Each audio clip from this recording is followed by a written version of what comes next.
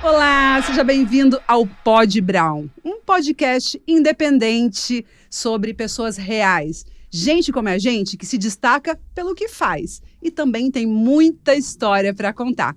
Histórias autênticas que nos tocam com o poder da voz. Eu sou Mara Brown e é um prazer estar aqui com você hoje. Esse episódio acontece com o apoio de alguns parceiros que, é claro, eu não poderia deixar de falar sobre eles. Vocês vão conhecer aos poucos, ao longo dos episódios, os nossos parceiros e também pelas nossas redes sociais. Então, se você não segue a gente ainda, vai lá, @PodBrown. Muita coisa vai rolar por aqui. E eu já começo com um grupo um grupo de peso. Eu vou falar o nome deles aqui. A TW Brasil, a Angélica Pagani, visagista, a doutora Bruna Furlan, a Confiab Contabilidade, a ZR2 Perícias Forenses, Luz da Pele Saúde Estética, Regiane Araújo Moda Festas e a Balsano Corretora de Seguros. Então, eu agradeço super esses parceiros, que a gente só cria um projeto, a gente só faz algo se a gente tiver gente que apoie, né? Se a gente tiver pessoas junto com a gente. E eu sou muito feliz de ter esses parceiros comigo. Então, o objetivo desse podcast é um podcast independente. O objetivo é que você sinta aí aquela conversa de mesa de bar, assim, que a gente bate um papo, é descontraído. Então, é isso que eu quero trazer aqui para vocês. Pessoas interessantes, que você possa trocar experiências e se inspirar. E por falar em inspirar, hoje eu trouxe uma mulher aqui para falar comigo, que vai mostrar para a gente que a vida, ela pode pregar muitas peças. E aquilo que a gente mais renega, sabe aquilo que a gente não quer? A gente acaba fazendo. Seja bem-vinda, Cláudia Balsano. Muito obrigada, boa noite, Mara. Uma enorme satisfação estar aqui com você. Muito obrigada. Muito feliz em ter você aqui. E já de cara você já me fala, você continua tocando piano? Não, mas é um projeto que em breve voltarei. Já está na pauta aí para até o final de 2024 estar na minha rotina também. Mas você tocava piano e você era super ali assídua ou você dava uma gazeada? Me conta essa história aí. Eu era assídua até ter a independência. Enquanto era bem regradinho, fazia piano 3 vezes por semana. E aí, bem na fase de adolescência, eu descobri que às vezes era melhor gazear piano e ir jogar vôlei no colégio com toda a minha descoordenação. Mas o que importava era estar lá no colégio. E esse gazear, como é que foi isso? Eu acho que isso te resultou alguns problemas, que na verdade depois até foram soluções, mas como é que foi isso? Então, por consequência desse gazear, a aula de piano, quando eu estava na 8ª série, logo que eu fui ao ensino médio, eu passei a continuar estudando de manhã no colégio e à tarde a trabalhar na corretora, que hoje eu sou diretora executiva. Era um castigo, foi isso? Foi e não foi. Na verdade, na minha casa, eu não posso dizer assim que foi imposto como um castigo, mas como uma medida disciplinar. Vamos entender assim, neta de italiano, bem ríspido. Bom, então, se não está bom fazendo piano, então vamos colocar para cumprir obrigações à tarde e vai trabalhar com seu tio na corretora. E o que você fazia com essa idade? 1001 utilidades. De tudo. 1001 utilidades. O que mandava se fazer, eu fazia. Vai passar café, vai servir café, vai levar malote, porque isso nós estamos falando, né, de algumas décadas atrás. Algumas décadas, claro. Então, não tinha nada de internet, tudo informatizado e digital como é hoje, né? Então, desde levar malote, tirar decalque de chassi de automóvel, passar café e servir café para o pessoal, de tudo um pouco. E essa tua trajetória, então, da tua vida profissional começou aí aos 14 anos, né? Então você veio ajudando o seu tio, veio aprendendo, e aí como é que foi? E aí eu não quis saber e reneguei e falei que não era aquilo que eu queria para minha vida, e com todo mundo achando que eu deveria fazer ou direito na faculdade ou, na época, processamento de dados para trabalhar com a parte de gestão de software, né? Hoje tão em alta. Eu saí pela culatra e fui fazer farmácia e bioquímica na faculdade.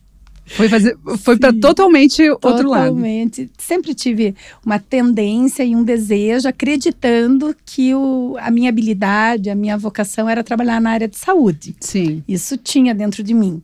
E aí, unindo-se esse desejo com o renegar o escritório, a corretora e tudo mais, não quero saber de seguro, não. Mas você renegou porque você não queria ir para o processamento de dados, é isso? Eu não queria ir para o processamento de dados, eu não queria ir para o direito, não queria trabalhar com seguro. Você não estava querendo nada daquilo? Não. Eu queria algo na área de saúde. Sim. E aí, o primeiro vestibular... Na verdade, eu não sabia muito ao certo o que eu queria, porque o primeiro vestibular que eu fiz foi para odonto, não passei. E aí, o segundo vestibular eu fiz para farmácia, passei. E fiz um curso na área de saúde, que era o que eu queria, né? E estava longe do mundo dos seguros. Longe do mundo dos seguros. Aí depois você acabou voltando.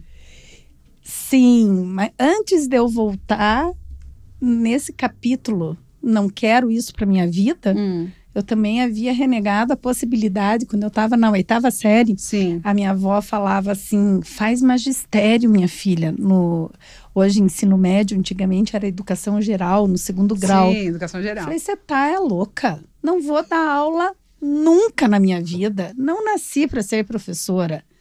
Primeiro ano da faculdade, quando eu estava no primeiro ano de farmácia, para socorrer um amigo que teve um acidente e ele dava aula para ajudar a se manter fazendo faculdade, eu fui substituí-lo. E um mosquitinho da tal da sala de aula me pegou. E quando eu vi, foram 29 anos. 29 anos, professora. De docência, de química. De quê? De química. Professora de química. Sim. Gente, eu tinha uma história de professor de química que eu morria de medo. Era professor Reis de química. Ele pegava e olhava assim para a sala. Quando ele olhava para a sala assim, todo mundo fazia assim, né? Tipo, se abaixava. E aí ele pegava e fazia assim, você, pro quadro. Eu tenho altas histórias com professor de química. E você, então, ficou 29 anos aí. 29 anos, entre ensino médio, entre colégio, pré-vestibular aqui de Ponta Grossa, em Curitiba, autora de material didático. Então, eu estava até pensando, né, há uns 4, 5 anos, quando eu tinha que decidir o que eu ia fazer da minha vida, né? Já tinha casado, já tinha bicicleta, já tinha filha. Já tinha plantado uma árvore. Já tinha plantado uma árvore e estava ainda 1001 utilidades e estava precisando definir algumas coisas. Eu tinha o objetivo de completar 30 anos da docência. Sim. Mas não deu. Estava bem sobrecarregada, então com 29 anos foi um ciclo encerrado com muita satisfação. Sim. Vivi intensamente. E no decorrer desses 29 anos de docência, tive farmácia, trabalhei em hospital, fechei farmácia. Você teve farmácia, fechou farmácia, né? Fechou por quê? Porque quebrei. Quebrou?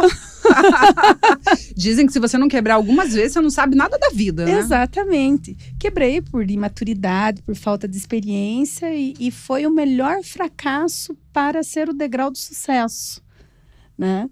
Porque é o fazer do limão a limonada, né? Entre você ter aquela dúvida, né? Será que vai dar certo? Será que não vai dar certo? Vamos lá, vamos tentar. Não deu certo. Não deu certo, doeu bastante, mas a vida é um aprendizado. Doeu, machucou, sarou a ferida, fortaleceu, criou uma estrutura. É muito legal essa coisa, essa experiência, porque assim, a gente vê hoje as pessoas os jovens, né, tendo que decidir tão cedo o que vai fazer, né? E você fez uma faculdade, depois fez outra, trabalhou um tempo, depois você foi para a corretora. Então, assim, você experimentou tudo isso, né? E isso te enriqueceu? Muito. Muito, porque hoje eu sou muito feliz. Eu sou muito feliz com o que eu fiz e com o que eu faço e com o que eu ainda quero fazer. Sim. E mesmo as coisas que foram diferentes do que eu imaginei, elas não me trazem arrependimento. Muito pelo contrário. Eu olho para trás e acredito que faria tudo de novo. Com, obviamente, algumas coisas aperfeiçoadas, né? Mas foi tudo muito bom. Só sou hoje quem eu sou, a mulher que eu sou, por ter vivido tudo que eu vivi. Era isso que eu ia falar, porque a gente é a construção de tudo que a gente faz, né? De todas as nossas experiências. Porque a professora tá aí ainda, né? Sim, mais do que você imagina. Mais do que você imagina. O meu marido teve uma época da nossa vida que ele falava assim, se duvidar, ela põe um sinal no corredor aqui de casa. Que é a hora do almoço. Exatamente.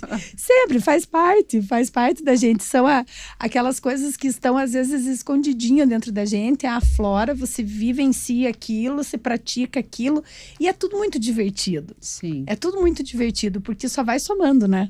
Só vai somando e bagunçando e ajeitando, e assim a gente vai indo. E quando você voltou para a corretora, vocês eram 3 funcionários. Quando eu voltei para a corretora, era o meu tio, que era o fundador, né? A Joana, fiel escudeira, com uma experiência absurda e que, inclusive, hoje faz parte do nosso trio de sociedade, e mais uns 2 colaboradores. Né? E aí, voltei numa fase em que eu estava dando aula aqui em Ponta Grossa e em Curitiba, já era casada há um tempo. Estávamos fazendo o nosso plano de constituir uma família mais completa, com um filho. E também estava decidindo, né? Vou para lá ou fico aqui, né? O que eu vou fazer? E o meu tio já estava um tempo me assediando. Sim. Venha trabalhar comigo, vamos lá. Aí eu aceitei o desafio. Nunca fui de negar desafios, com uma condição. Que eu fosse uma colaboradora como qualquer outra, que ninguém soubesse que eu era sobrinha dele. Bem fácil isso, né? Bem fácil de conseguir. Mas eu acreditava nisso. Eu acreditava. E por que você queria isso? Porque eu não queria que ninguém, em primeiro lugar, olhasse para mim e atribuísse uma competência que não fosse real. Sim. Simplesmente por eu porque ser... Porque você era Isso, porque a sobrinha. O meu tio era uma pessoa muito competente, de muitas boas relações, muito influente. E eu não queria ser a sobrinha dele. Eu queria ser a Cláudia com as minhas competências, com as minhas habilidades. Sim. Né? E foi assim, aí por um tempo ele ficava chateado comigo, porque até no meu e-mail eu não assinava a Balsana, era Cláudia Costa. Aí, com o tempo, virou Cláudia B. Costa. Foi indo aos pouquinhos, essa entrega exatamente. tua. E aí depois, hoje já são cerca de 14 funcionários de passados, né? Somos uma equipe hoje de 14 pessoas. É toda uma administração que precisa ser muito, ter muita sintonia, né? Para você ficar tanto tempo no mercado, né? Eu digo isso para essa coisa de administração, porque até para criar esse projeto aqui, o Pod Brown, eu tive que abrir uma empresa, né? Uma outra empresa, pensando nisso. E aí, assim, muitas dúvidas surgindo de como é que faz, como é que é esse fluxo de caixa, como é que funciona tudo isso? E eu ainda sou total da criação, né? Eu imagino as coisas e vou fazendo.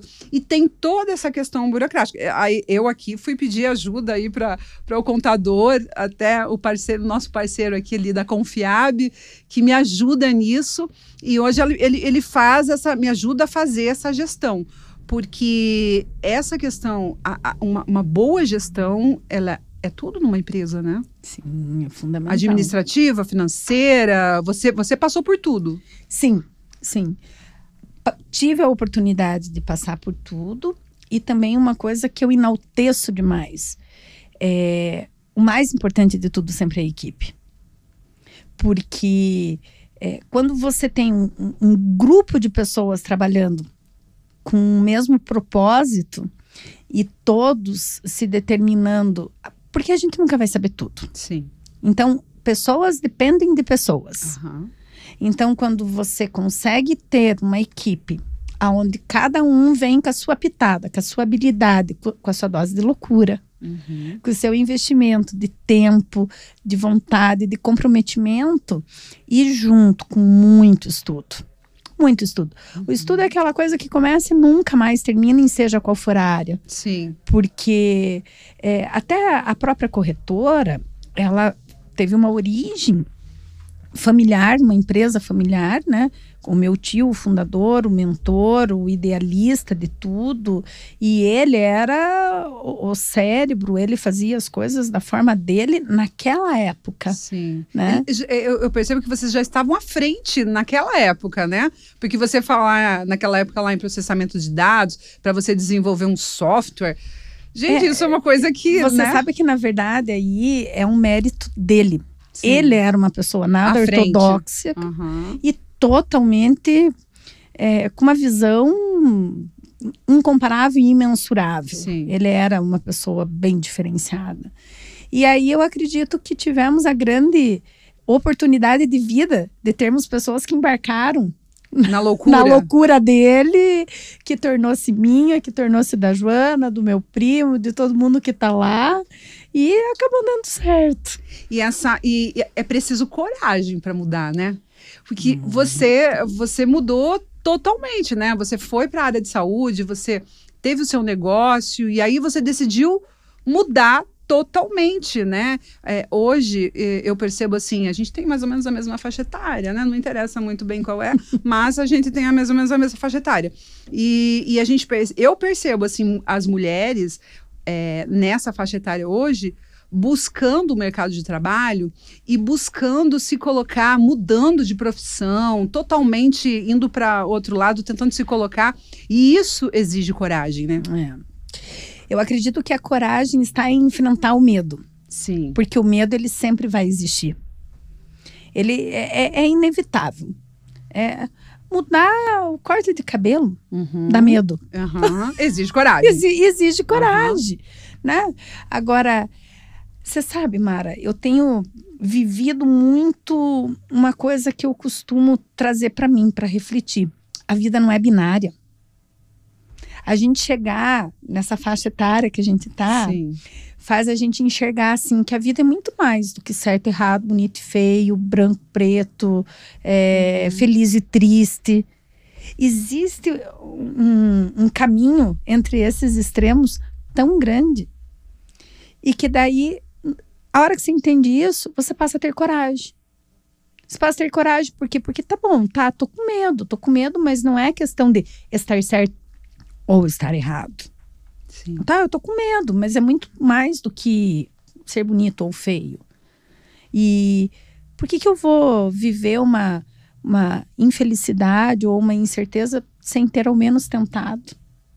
É a soma de tudo, né? Que transforma a gente, que faz com que a gente siga e evolua, né? Porque assim, é uma busca constante, né? Sim. E aí a questão de ter pessoas por perto. Pessoas que a gente ama e que ama a gente. Sim. Porque se der errado, sempre vai ter alguém ali do teu lado. Um suporte que pra te dar aquele suporte. Vem cá, deu errado. Não posso fazer nada pra resolver aí pra você, mas vem aqui, encosta aqui no meu ombro e chora. E chora. E quando não tem suporte, faz o quê? Olha, daí a gente tem que... Eu sou uma pessoa de muita fé. Sim. Aí... Era a minha próxima pergunta com você. Você é uma pessoa, uma mulher fervorosa, né? Sou. De onde é que saiu isso? Olha, eu acho que ele não sai, ele vem, né? Vem. Ele vem, é uma sintonia muito grande. A gente, eu, né, entendo que eu não sou ninguém sem Deus. A minha conexão com Deus, com o Espírito Santo, é muito forte. E isso me faz não me sentir sozinha. Porque, claro que o calor humano é muito importante. Mas o calor, a proteção, a conexão com Deus, aquilo que fala dentro da gente, respira, se acalma, né? Entende que talvez o que você queira e o que você fez não era o que estava reservado para você. Não era para ser aquilo. Não era para ser aquilo. Aí você reprograma o conceito, por exemplo, de frustração. Sim. Porque para mim, quando uma coisa não dá certo, hoje não me gera mais frustração. Não deu certo? Puxa vida, não deu certo. Então vamos lá, vamos focar na solução, vamos procurar outro caminho. Ou não deu certo, então quer dizer que não chegou ao fim, quer dizer que eu fiz alguma coisa que pode ser feita diferente. Se é o que eu quero, se tem propósito, se tem o porquê eu me manter focada nisso, então vamos calibrar aqui o caminho para tentar achar a forma de fazer acontecer. Então, e isso tudo é dessa conexão. Eu tive 2 episódios na minha vida que me trouxeram essa conexão. E um deles, na verdade, os 2, era em relação a problema de saúde e um risquinho de vida. Sim. Porém, numa fase da minha vida, onde eu tive medo de morrer, e esse meu medo de morrer era da falta que eu faria para determinadas pessoas, como, por exemplo, na minha filha. E na outra circunstância que foi semelhante, assim, a situação, aí o medo era outro. Não era da falta que eu faria. Era sobre legado. Se eu morresse ali, né? Qual o seu legado? Qual o legado que eu teria deixado? E aí, quando eu vivi essas 2 situações, principalmente ali a primeira, foi a primeira vez que eu conversei com Deus de verdade. E que eu me coloquei num lugar bem pequenininho, assim, e falei, ok, vamos lá? Fiquei arrepiado. O que você sentiu? Foi muito forte, eu chorei muito. Eu estava numa UTI e sentindo o fim da linha ali. E aí, eu comecei a elencar algumas coisas. Eu me emociono também quando eu revivo isso. Porque eu pensei assim, tá legal. Se eu morrer, né? Amanhã vai ter outra pessoa dando aula no meu lugar. Uhum. Se eu morrer, comigo ou semigo, a empresa vai seguir. Se eu morrer, meu marido, se vai demorar, se não vai, pode achar outra companheira, quem sabe até mais nova, mais bonita, mais disposta, mais, sei lá o que eu. Mas teve 2 pessoas que eu pensei que se eu morresse ali, mudava todo o curso. A minha filha, que na época tinha 7 anos, e a minha mãe. Porque eu pensei em relação à minha filha, tudo que fosse material, alguém daria jeito. Porque dinheiro paga, né? Ia ser dado o jeito. Agora, o amor que eu tenho para dar para ela, a proteção materna, o ensinar, o acolher, o ouvir, ninguém faria como eu faria. Aquele colo de mãe, né? E a minha mãe enterrar a única filha, foi a hora que eu falei, Deus, eu dobro os meus joelhos e eu te peço. Dá um tempo. Espera aí. Espera aí. Entendeu? Então, ali, e foi uma conexão muito forte. Foi uma entrega muito forte. E desde ali, então, a minha concepção de fé, de religiosidade, de espiritualidade, é em primeiro lugar. Isso é forte, né? Quando a gente passa por situações como essas, dizem que a gente aprende na dor mesmo. Você acha que isso é real? É real. É real porque é a hora da escolha, né? É a hora da escolha porque ali nessa conexão eu entendi que ou eu assumia aquela situação ou eu me afogava em tigelinha. Ou eu precisava de alguma coisa muito mais forte do que tudo aquilo para me trazer força e esperança, ou eu me vitimizava, né? Então foi a hora que eu optei a mudar a pergunta na minha vida. Desde ali eu nunca mais perguntei por quê? E passei a perguntar pra quê? Pra quê? Pra quê? E aí fica tudo tão leve. Deu o blackout? Tá bom, vamos tomar a café. Cabeça. Tivemos um blackout aqui na nossa primeira gravação. E aí eu até sentei e falei, gente, mas é isso mesmo? É para acontecer isso? E era para acontecer, para a gente ter um momento aqui antes, né? Exato. E entender, né, que o processo é esse, a gente tem que entender o processo, né? Tem que entender. Voltou a luz, ótimo. Não voltou? Puxa a agenda. Mas é só para daqui 20 dias? Tá bom. Né? A gente não morre assim. Não. Dá-se jeito na vida. Dá-se jeito. E o que não tem jeito, resolvido está. O que não tem remédio, remediado está. Remediado está. Vamos para uma bateria de perguntas para você, ligadas ao seu negócio. Ótimo. Agora. Lá. Então vamos falar do seu negócio. Porque você é uma mulher de negócios, né? você tá num grupo de negócios, você toda semana se reúne e faz network. E o que é preciso para ser uma mulher de negócio? Vontade. Vontade? Vontade. E se reconhecer uma mulher de negócios? Se colocar como? Se colocar como? Que não foi uma coisa natural nos últimos anos. Esse reconhecimento é recente. Apesar de eu já estar à frente há um tempo, estar neste mundo há um tempo, o reconhecer-se como uma mulher de negócio é recente. É mais recente. É mais recente. E eu acho que é bem isso, a gente se reconhecer primeiro, Exatamente. Né? Aí as pessoas reconhecem a gente. Sim. Então, deixa eu te perguntar uma coisa sobre a questão da corretora. Vocês já têm uma jornada aí de 40 anos, né? Então, qual que é o segredo? O que precisa para ter uma permanência desse tempo? Segredo, não vou contar. A gente quer saber. Brincadeira. Não é um segredo, né? É um conjunto. É um conjunto. Né? É um conjunto de fatores que acaba resultando aí nessa magia, graças a Deus, não somente mérito da nossa empresa, mas de tantas outras, né? Que estão aí há tempo no mercado. Em algum momento, nós comentamos ali atrás, o mais importante de tudo sempre é a equipe. Sim. Né? Sempre pensar que tudo refere-se de pessoas para pessoas. Acredito muito que desde o início da fundação da empresa, ela teve uma visão muito clara e valores muito claros. Sim. E uma mescla de conservadorismo com inovação total e absoluta. Né? Então, quando você coloca tudo isso num mix, bate, sai quase uma fórmula perfeita, que acaba sendo o segredo, né? E aí o compromisso e o encantar pessoas, né?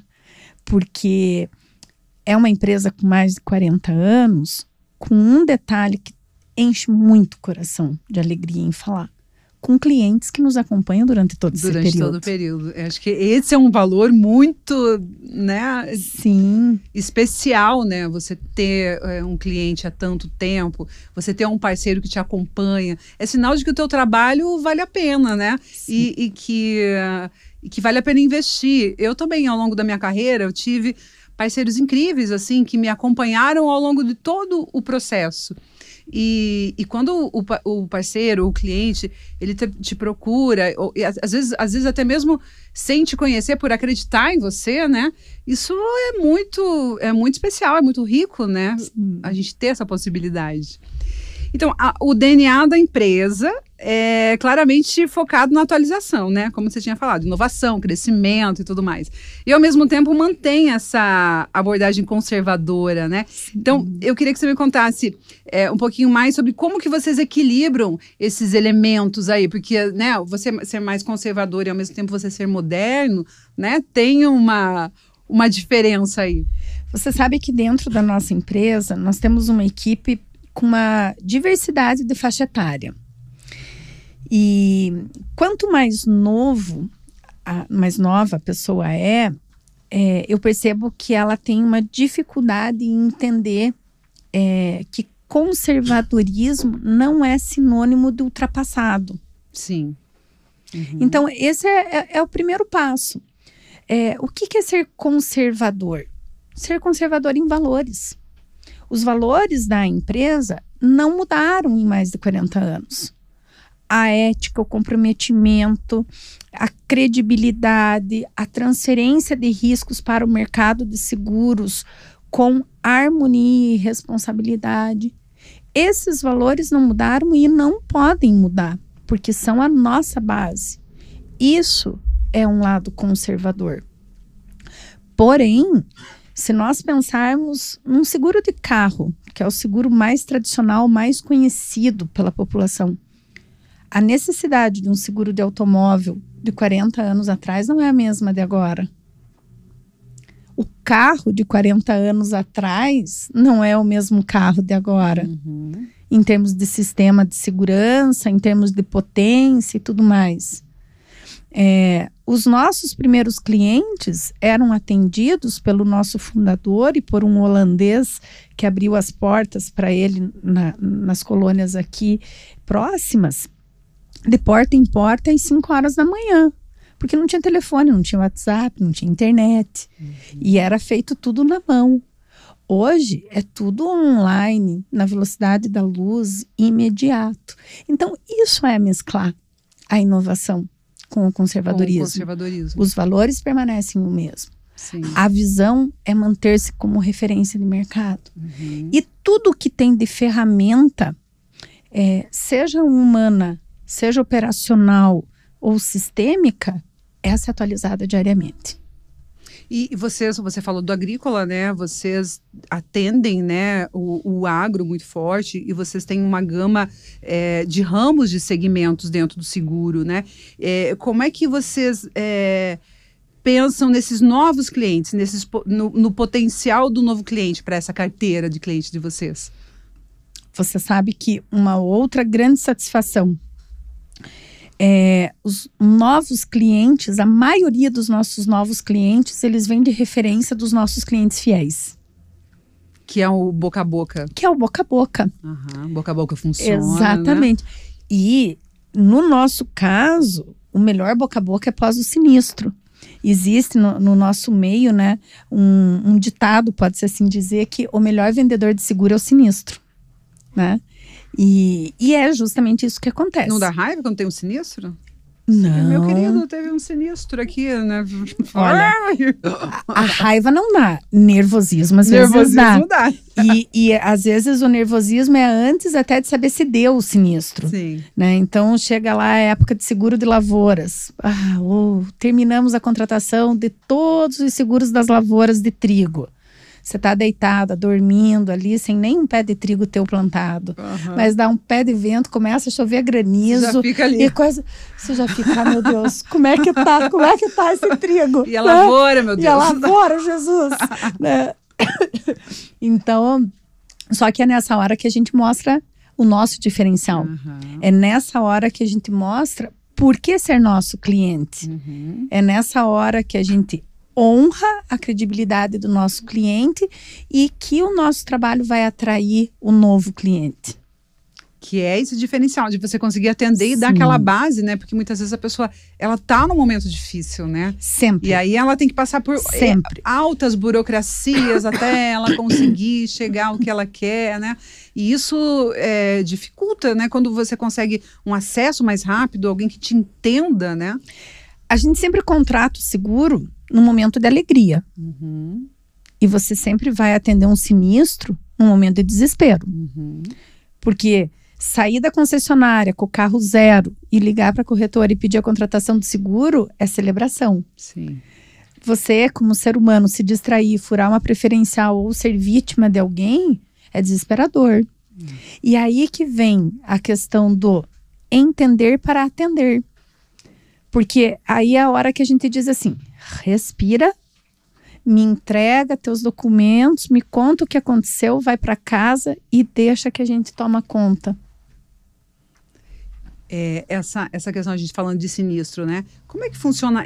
Vocês trabalham com esse atendimento 24 horas, né?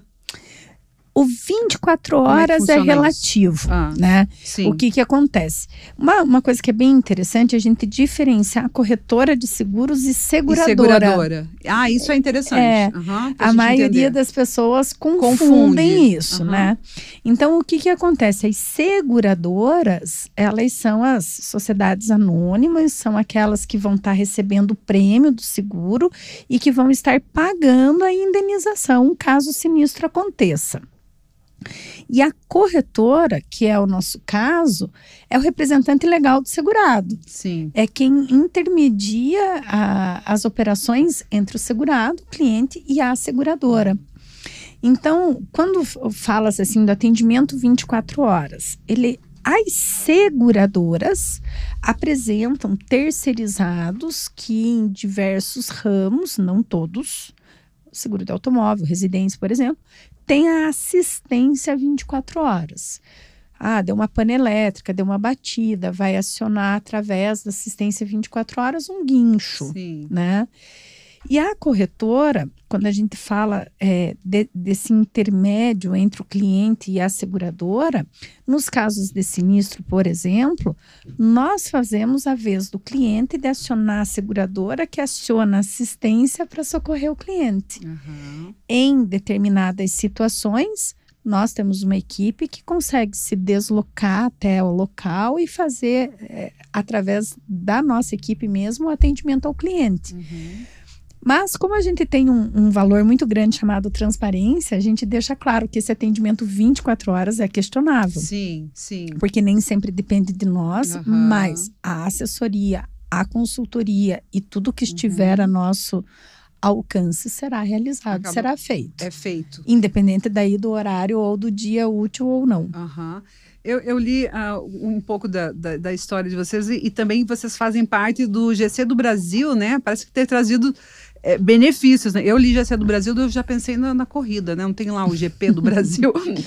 É quase isso.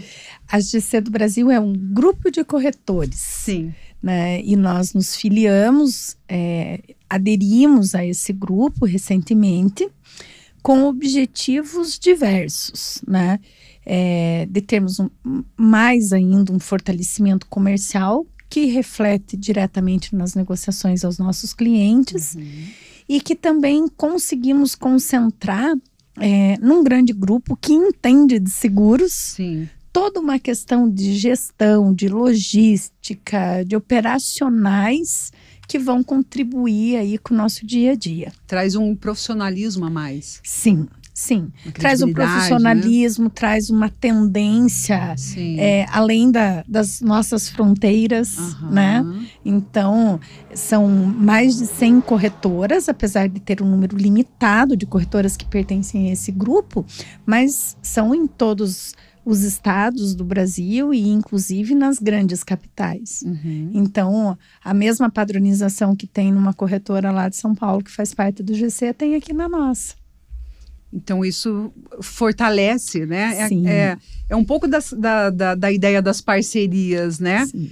Da gente unir um segmento, outro segmento, para se fortalecer. Nesse caso, são do mesmo segmento, né? Exatamente. Como que a corretora, como é que vocês, a empresa, veem agora o futuro? Você falou, né? Mudou, os carros mudaram, tudo mudou. O que vocês vislumbram para o futuro agora? Progresso, mais sucesso, fortalecimento do nosso trabalho, da nossa marca, passos largos e firmes, muito conscientes, dentro desse conservadorismo e dentro dessa inovação. Meu avô falava, tijolinho por tijolinho, o muro fica forte. Né? Então, nós olhamos para a empresa com o desejo da longevidade. Então, nós trabalhamos, nos preparamos a equipe para um futuro. Se temos mais de 40 anos, por que não pensarmos numa empresa centenária? Que não será mais gerida por mim, nem pela minha sócia, nem pela equipe que está lá. Mais pessoas estão sendo preparadas para a continuidade do negócio.